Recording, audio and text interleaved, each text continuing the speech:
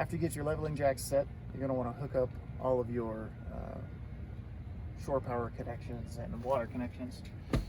The hoses and electrical cords are in the first compartment from the rear on the driver's side.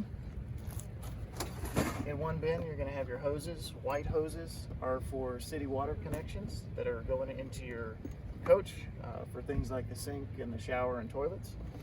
There's a green hose in there as well, and that's just going to be used for any utility stuff, washing down hoses, sewer hoses, or any type of dirty work.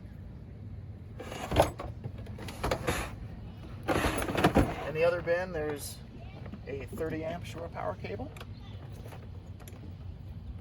which you'll need here, a 30 amp shore power extension cable, and then some adapters that you may need depending on whether you're hooked up to 50 amp or 30 amp service.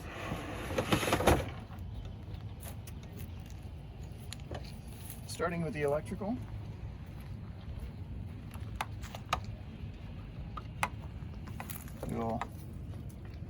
this is kind of a twist and lock connector for a 30 amp service.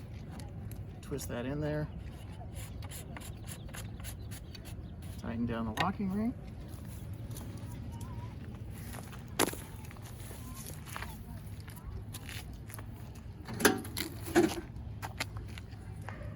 And this is pretty standard for a RV park pedestal.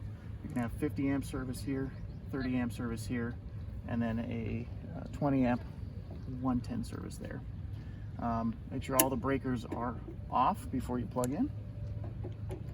Plug into the 30 amp service there, and then turn on the 30 amp breaker, which is going to supply power to the coach.